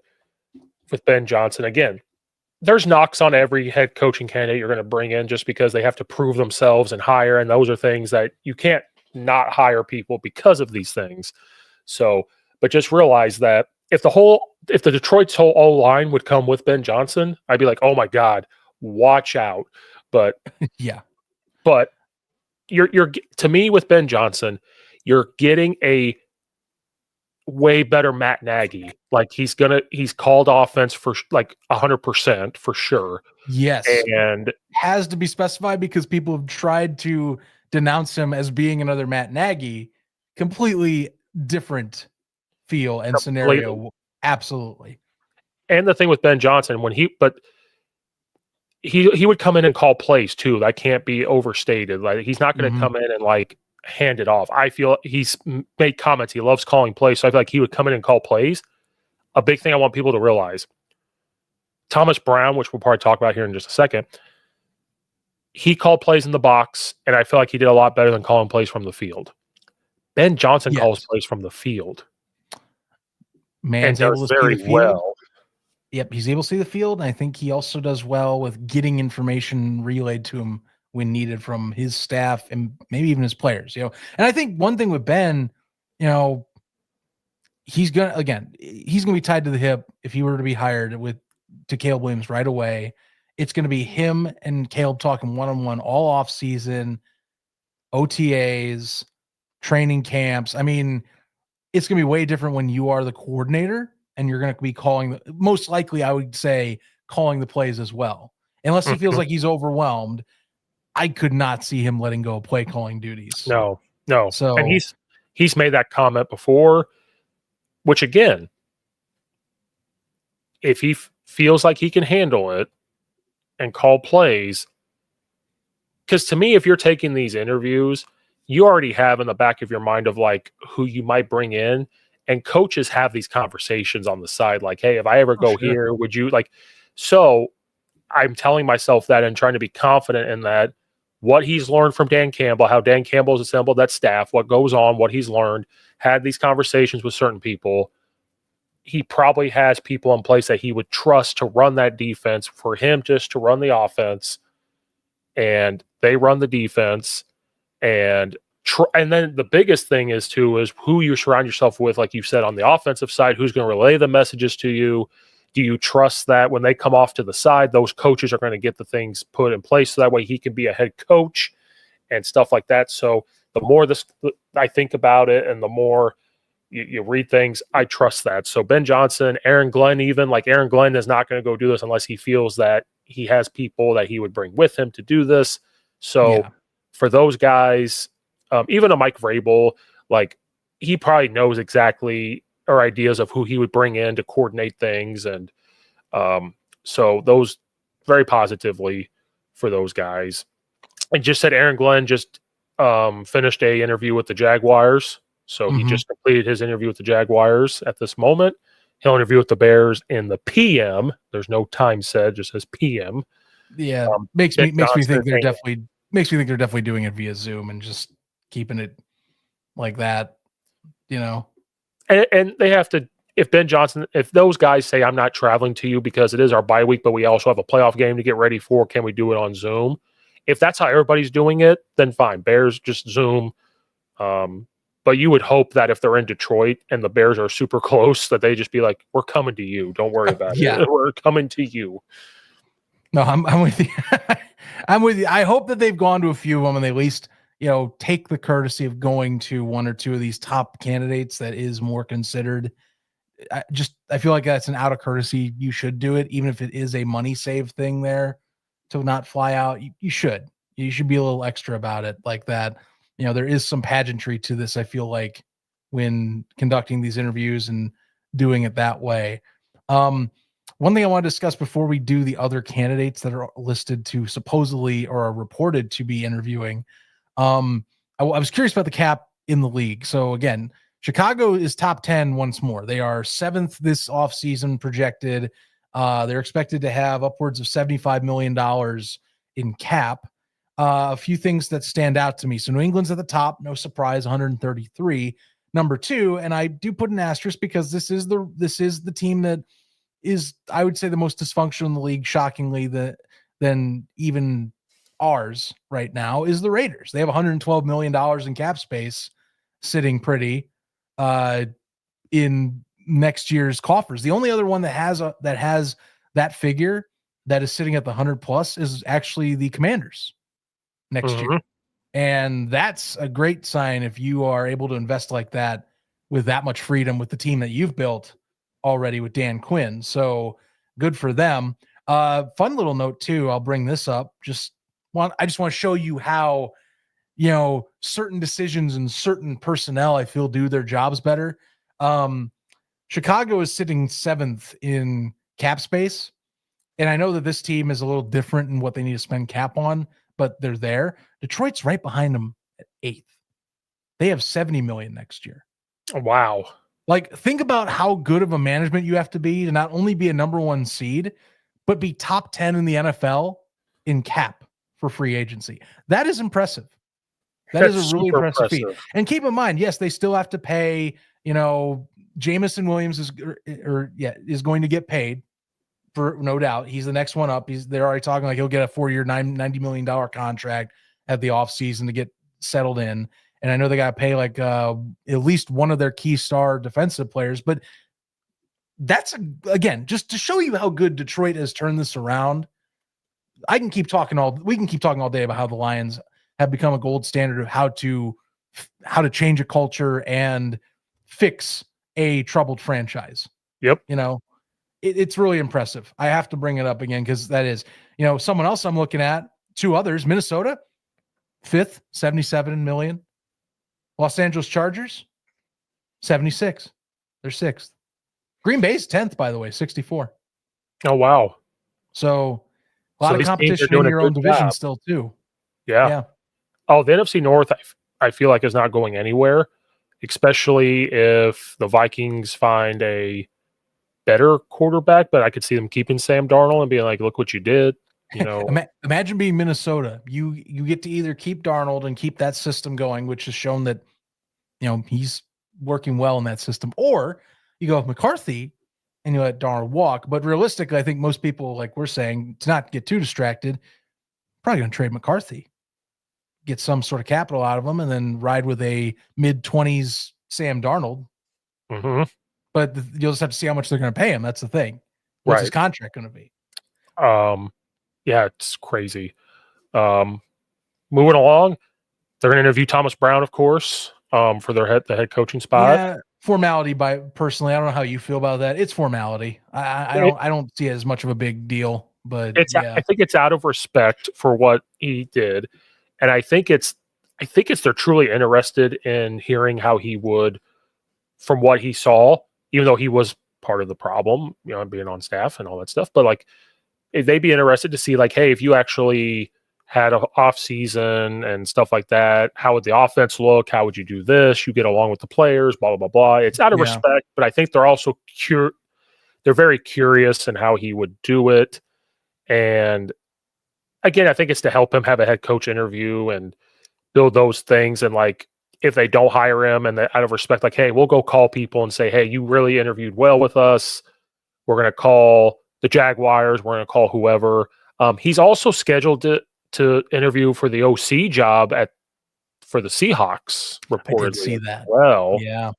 Which it's interesting because Seattle is they have their own pickle on deciding their QB future because they have to decide what they're doing with Geno Smith. Really good year yards wise, but they didn't get to the playoffs even though they got 10 wins. So very fascinating situation. Some good, great talents they got to work over there if he goes there. I would like to see what happens if he does. And it's weird that job opened up because I don't think the offense really, maybe outside of like injuries, was really the problem over for the Seahawks this season. Right. I don't know. So I guess the last thing on Thomas Brown is, how would you feel if Aaron Glenn came in or a Mike Vrabel came in or a Pete Carroll came in, looked at Thomas Brown, interviewed him for their OC job and said, you know what? We like what your ideas are. We're going to keep you on as OC, and he does want to stay and be an OC. How would you feel about that? Because it's like 50-50. Some are excited. Some have told me that I know, like, hey, look at what he did.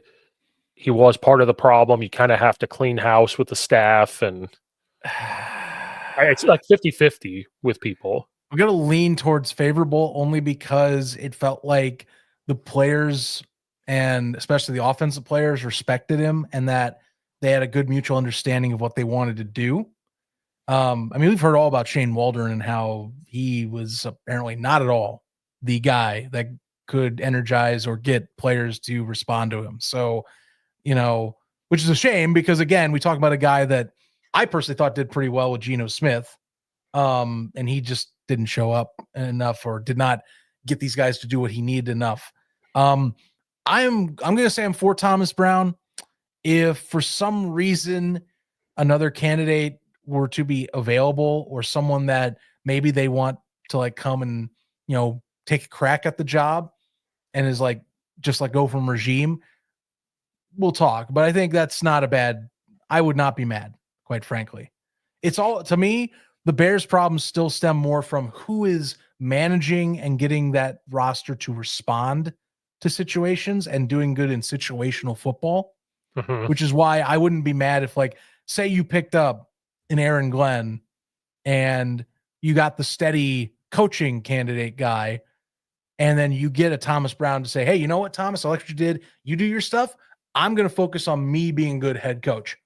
Sign me up. If that's the situation, I don't mind if we land Glenn and then Brown as the OC, and then you find a guy who maybe is a rising play caller and defensive star, because then Glenn can have some input in that, say, more and still help control that, while as you then allow Brown to continue what he was. There were flashes to continue what he was trying to do, at least a little bit on the offensive side mid-season. So that's my caveats. And I think just to kind of summarize, because there are defensive guys on here, I'll say the same for Brian Flores, but the thing I'm going to knock Brian Flores for is I keep hearing stuff about how Brian Flores needs to prove that he's changed from his tenure with Miami. And that freaks me the hell out. I don't want anything to deal with a tyrant on the sideline or a guy that belittles players and gets them to start acting crazy, and maybe that's changed again, but Ryan Fitzpatrick, as of just like this past week, went on and talked with Andrew Whitworth and said that his experience in Miami was not one that he felt was favorable for him getting a job. So I am very defensive, or very, I would say, standoffish on Brian Flores being the guy right now. I want just no part, putting it in there. I want no part of Flores being the head football coach. I think he needs to be a defensive coordinator the rest of his life, or be a defense coordinator for a few more years, continue to show that he's changed and like learned. And maybe the Dolphins front management at the time was toxic and he didn't like it. Like, who knows? Who knows? We don't know.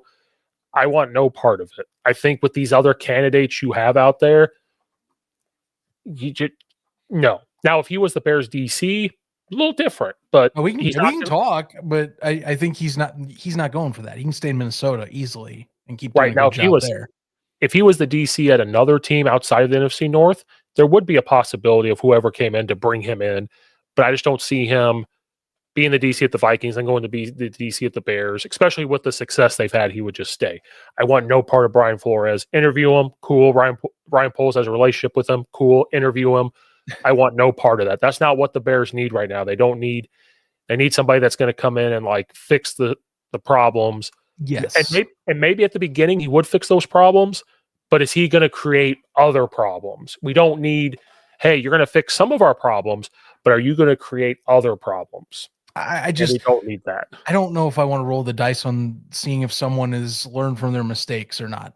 You know, a lot of people thought McDaniels learned from his mistakes, and look, he did the exact same thing in two different spots, Right. Like, and bailed on a third spot, by the way, because he right. thought he was be the heir apparent to New England. So Yeah.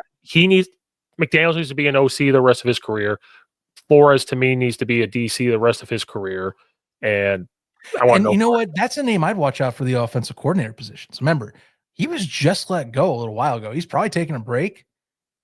He's going to be back in the. You watch, he'll show up somewhere as an offensive coordinator. Watch Mike Vrabel talk to him as an OC. Oh, I guarantee that he is connected to Mike Vrabel.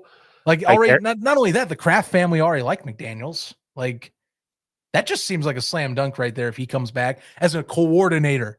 As a coordinator. Don't go anywhere near a head coaching headset ever again, please. No. So that's kind of the slam dunk with Vrabel to the Bears or to the or to the Patriots. Is I think that's what would happen. Other candidates on this list, I'm just gonna here's some ones I'm gonna scrub aside. If you want to stop and talk about them, feel free. But Arthur Smith, get the hell out of here. We're not doing no. I think the man needs to. It's another one of those guys where I'm like, maybe you get another shot later down the road, but not right now. You need to, I think, stay in a system a little bit longer and do that. Same goes for like No Way Jose and towards of David Shaw. I don't know enough about David Shaw, and I just feel like that's a candidate they're just wanting to see because he was, it's an outside the box look, I guess, but I don't take that one seriously. I also don't take Matt Campbell seriously, only because do we really want to jump in on trying to do this college to NFL thing when we're in like a very pivotal moment right now? Yeah, I just don't want to do that experiment. That's for a team that's like down in the dumps, like starting from zero. So right. good college coach, but I don't need him as my NFL coach. That's another out of the box when they're just talking to him because they're talking to him. Which, yeah, I mean, any other thoughts on those guys? I mean, I'm leaving the three coordinators that are left that are offensive because I think they're intriguing for different reasons. That's why I'm scrubbing those other three away. Yeah, no, I scrub them away. They're just interviewing Brian Shaw because I think he has like NFL experience. He is around the 49ers, I think, right now. That's the only thing that they're doing. Yeah, those are just if those guys want the door open to the NFL, like if Matt Campbell has ever shown interest in the NFL, I think the Bears are just trying to throw him a bone and say like, "Oh, we'll schedule an interview if you want," and maybe Matt Campbell is like, "Yeah, let me see what this is about," and but you're taking a chance on a college guy that he's done good at Iowa State. Like it's hard to win at Iowa State. He's done a good job, but when you've gotten your first 10-year winning season in program history, like the guys, again, if we're talking culture, college culture wise, he's changed that program to be a regular mainstay in the Big 12, but does it translate to the NFL? That's the thing. Like mixed success at best when we look at examples. Like Pete Carroll's the one true, like you want to find that guy that can like jump between them. right. They're not common though.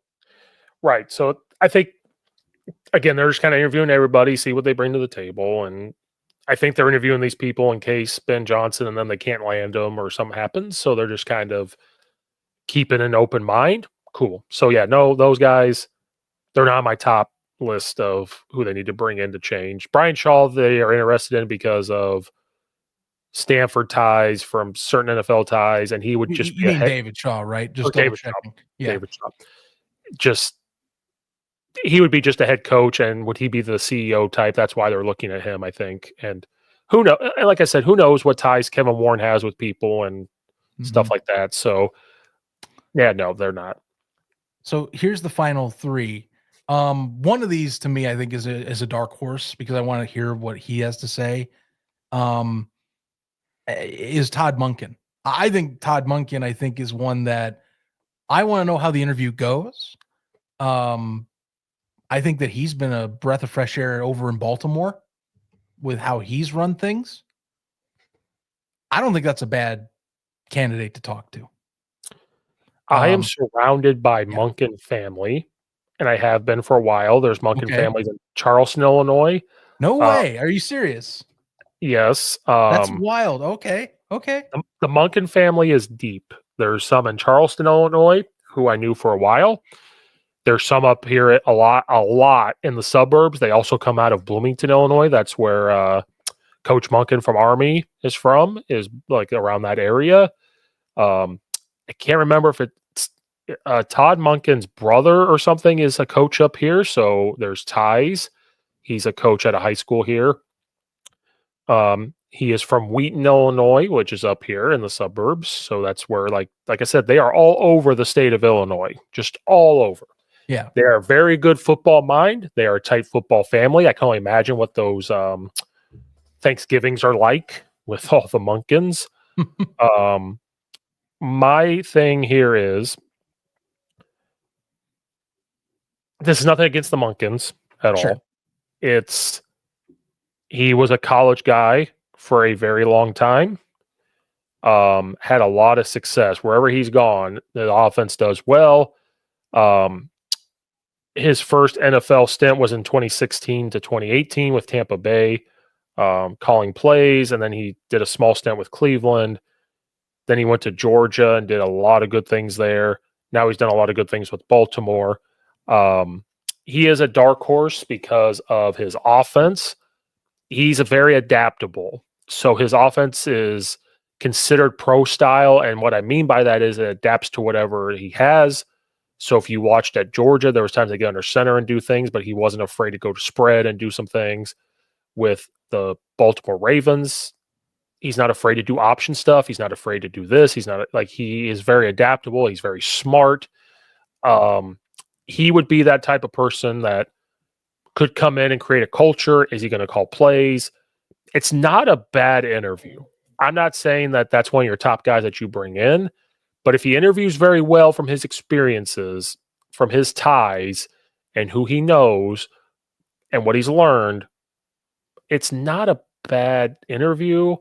And at the end of the day, it may not be a bad hire either.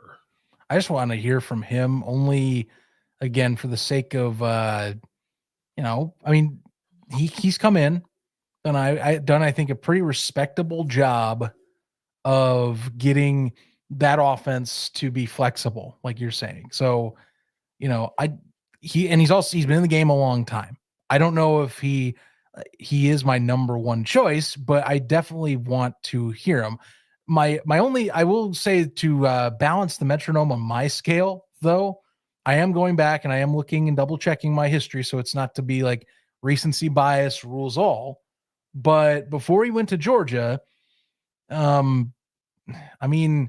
history has not been, I would say, insanely successful for Todd Monken, but he's at least has had shown that recent successes and recent offensive campaigns have been pretty damn good. I mean, just look at Baltimore last 2 years. It feels like the Baltimore of 2023 and 2024 have taken at least steps much more so in the right direction compared to the Ravens of 2022 and earlier with Lamar Jackson.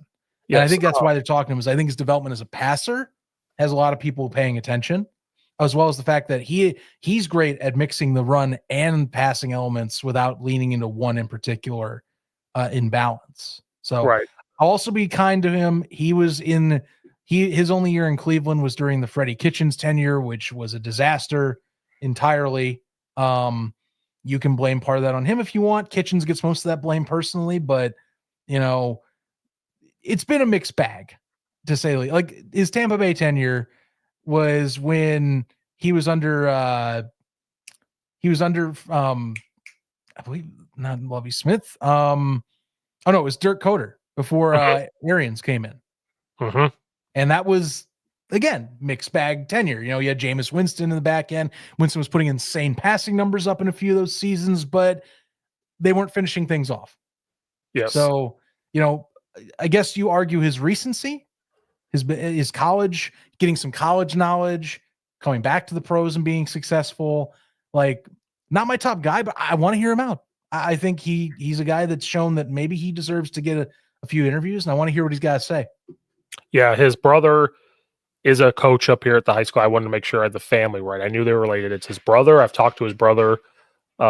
He is the cousin of Jeff Monken, the head coach at Army. So there's tons of Monkens, tons of them. And they're all very good football minds. I've talked to a lot of them. I just can't keep up with who's brothers and cousins and stuff. I just can't sure. Up. But yeah, they're all over Illinois. Yeah, wouldn't be a bad interview at all. I would be okay with that just because of his offensive mind and the way he adapts, and he has deep ties. And like I said, he brought in some of that option stuff and moving around. He probably talked to Jeff at Army, like, hey, how do you do this? Like, it's just good ties, good football mind, good, has a lot of ties. And so, like you're saying, got a lot of support, big family, coaching background too. He's been through the ringer everywhere. You look at his history. He's been in the coaching in college or pro since 1989. He's just never been a head coach in pro. He's been Southern Miss. He had a 3-year run, but that's about it. So I think he likes being an OC too. I mean, he'll take the interview just to see. Maybe he likes just calling plays and doing that. Maybe he wants no part of. Sure. I mean, but I will say, if we're talking like him in this, like last few of these we're going to discuss real quick, like he is, like, if we're talking top coordinators in the league, he is in that category right now. Same goes for, and I think this is another intriguing one, less so, but shoot, why not talk to him because of the transformation after midseason last year, Joe Brady. Yep, Joe Brady's up there. He's going to interview with different people. Alan had a very funny comment. He goes, "Oh, Joe Brady's done nothing for us. I think teams should stay away from him. Like, he's like, I don't want you to talk to him." Guy that's I'm sorry. I just love that. Just like, no, hey, you know what? It's cool. Just let him chill here. No big deal. It's like how Jared Goff's like saying, like, it wouldn't be bad. Ben and I talked about maybe another year. Yeah, it's funny. Stuff. These guys don't want him to leave. Dan Campbell doesn't want them to leave either, but he's like, no, Dan Campbell's like, I mean, if guys don't want to hire them, I'll gladly take them back. I mean, they're pretty. Joe Brady's another one. No one's complaining. Yeah, Joe Brady's going to get a head coaching job sometime. He's been through the ringer, helped out with the Saints, then he did his thing at LSU, had a couple rough stops. Some people blame him for certain things. He's kind of revamped himself a little bit. I don't know if it'll be this year. If he doesn't get a head job this year, next year does the same thing with the offense. He'll be a head coach soon, probably. Interview him. Cool. Is a guy that gets along, an offensive guy. So interview him. He has ties in the NFL. He learned under Sean Payton with a small stint with the Saints.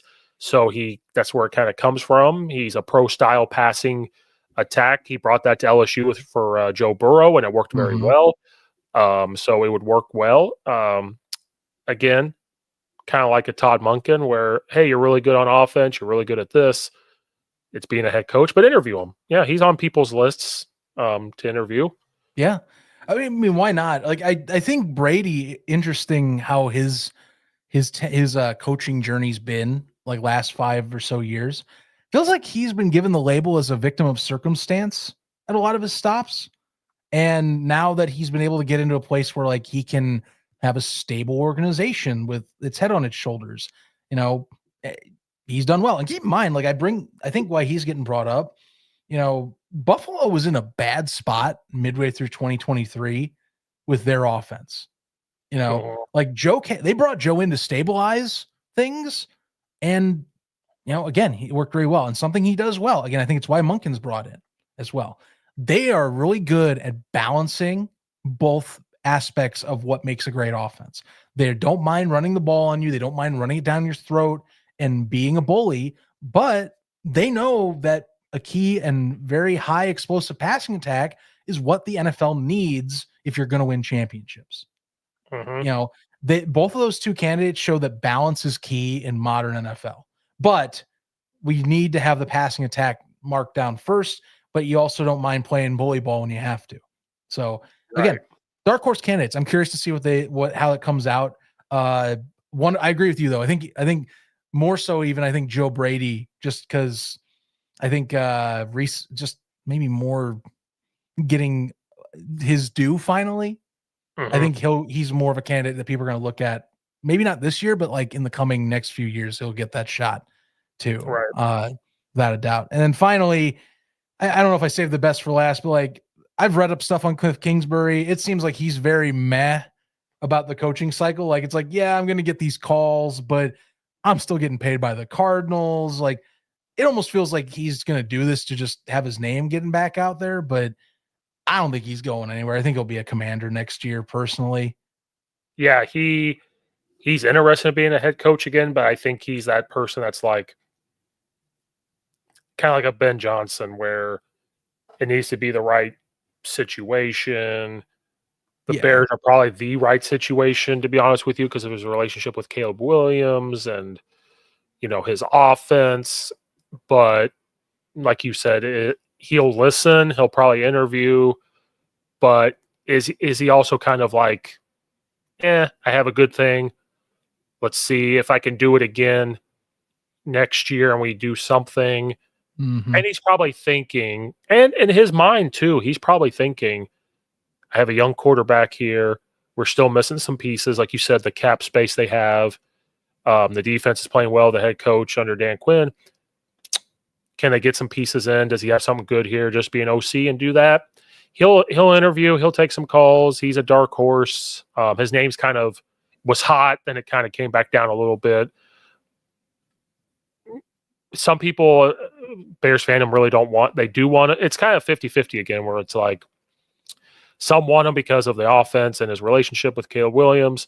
Some are like, look what happened when he was the head coach at Arizona. And Yeah. they would love him as an OC. They're like, if he was the OC, but again, would he leave Washington to go be the OC with the Bears, where he already has a young, but like nobody would blame him because of his relationship with Caleb Williams. But It would yeah, be so hard to go to an like I know this it's rare to see this happen where you have an OC switch over not because of a firing or getting let go and going back to that coordinator role. But I just like that's the thing is like, do you go and make what is at best a lateral move? Like you're going into like it's near similar situation. You have a stud rookie talent, which let's face it, in public eye, Jaden Daniels is considered the golden child right now. So you have a stud rookie talent. You have a pretty damn good offensive setup that's probably going to be more talented next year. Again, they have $100 million in cap next year. They're third best in cap space. They're going to get even better supposedly on paper on that side of the ball, and they're already pretty damn good. Like, yeah, like that's the thing. Like, unless he somehow gets let go by a surprise, some sort of surprise in I don't know, in let go for any reason organizationally that's not like borderline illegal or scandalous thing, then yeah, he's not going anywhere. And I'm with people, and I sense you are too, but I want to hear your thought again. Is like I'm with people where it's like, let the guy cool off one more year. Let's see if this isn't just like a flash in the pan because he got a rookie, came back type of thing, and let him cool off. Again, he's very nonchalant about this. It sounds like anything I read about him or keep up with him is because he's getting paid a lot of money next year from the Cardinals. He had a pretty big deal, and he got extended. Remember, he was extended and then got fired shortly into his extension. So he doesn't need to go anywhere. He has tons of cash coming in for himself. Yeah, I feel that's why I'm saying, like, if next year they do the exact same thing, if not better, then that's when he might be like, you know what, I can do this. I can go be a head coach, and and whatever the cycle is next year. Yeah, let's go get him, and give him a shot. Especially if another team is like, hey, we have this quarterback. Like, come on, like, we can do this. So I feel like that's what's going to happen with him, is that, hey, let's see what he does next year. And I feel like that's what's going to happen with Joe Brady too. Like, hey, let's see what he does next year too. Or I feel like with that. To slowly wrap it up, I just saw this report. Lions offensive coordinator Ben Johnson has emerged as the front runner to fill the Raiders' vacant head coaching position. Wow. Really? Who's this coming from, by the way? Clay Harbor just put this out there. Clay Harbor. Okay. He's a guy that talks about the Bears. Right. He's a former Bear, isn't he? Former Bear, from Sideline Reporting. But then at the bottom it says Ian Rappaport. Oh, it's from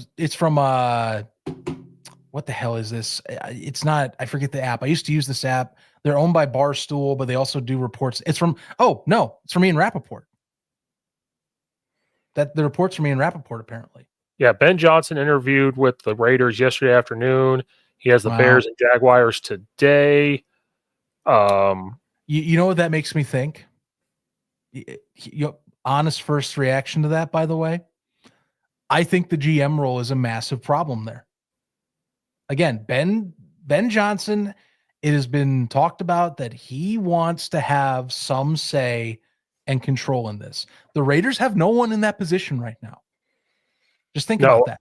Like, you are saddled to Ryan Poles if you go to Chicago. Now, it's not a done deal, but I mean, come on. Does that not scream that the vacancy is a big deal?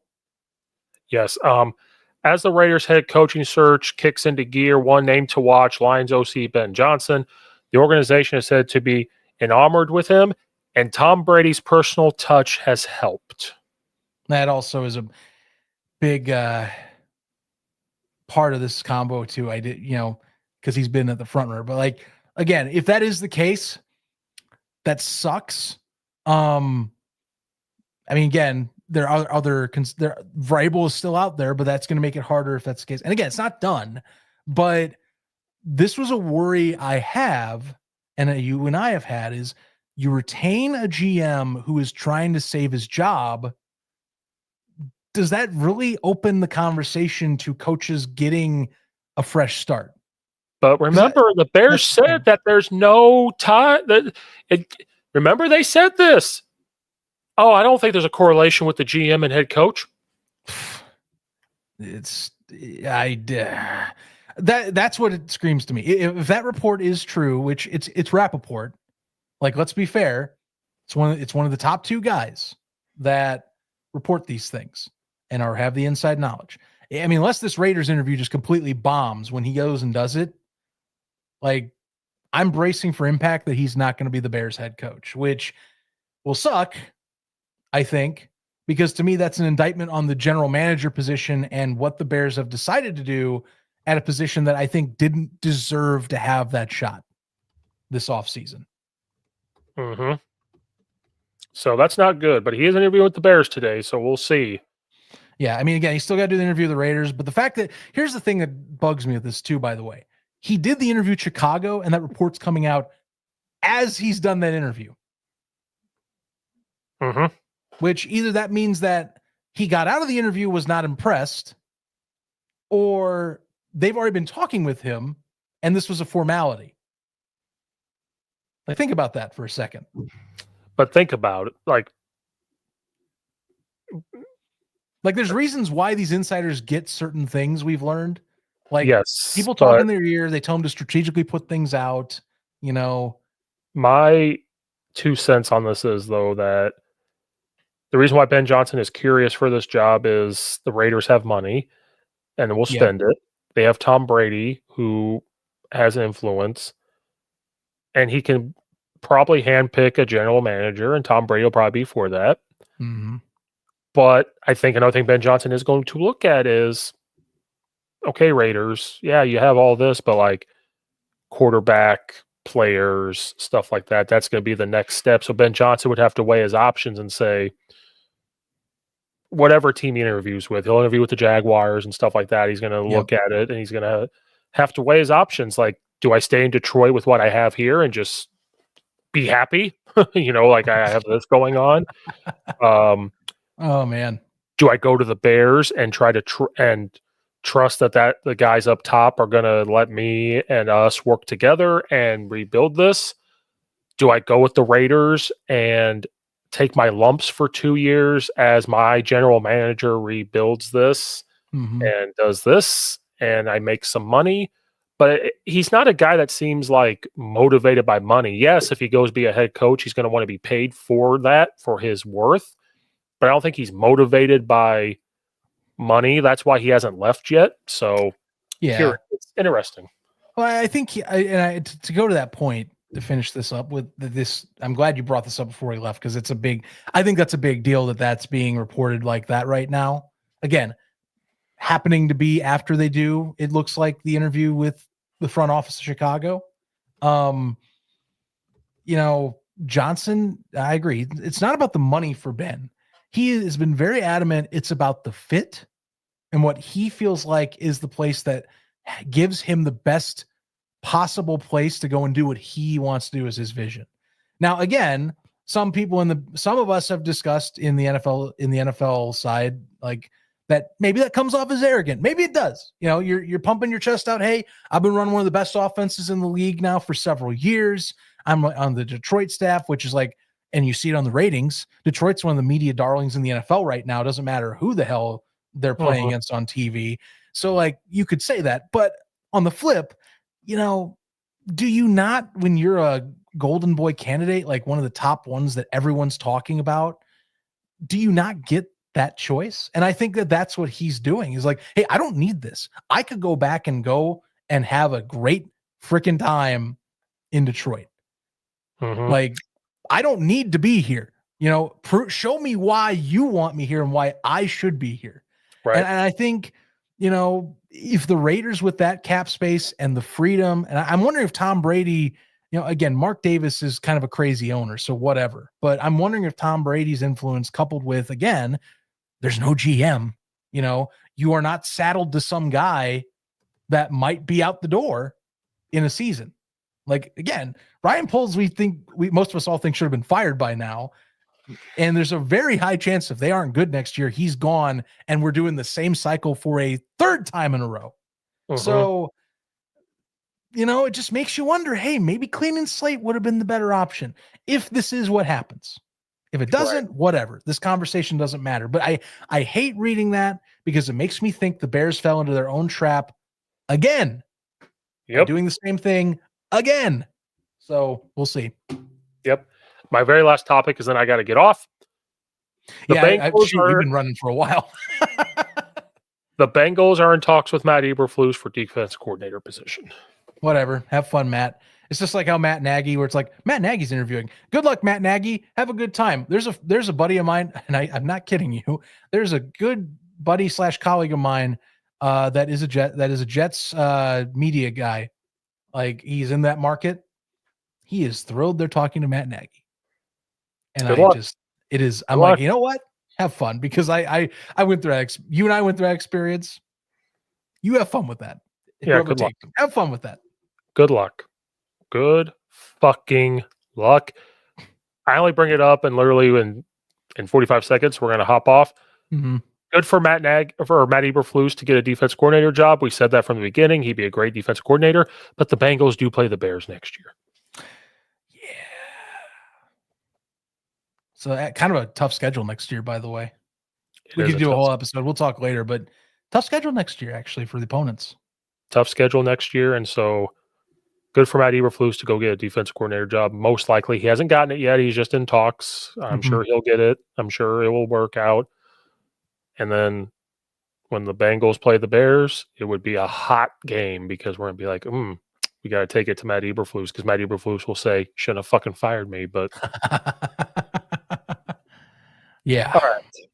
Well, thanks, everybody. Long episode. We're just patiently waiting to see who they hire. Still interviews to go. Ben Johnson has completed an interview as of 5 minutes ago with the Bears.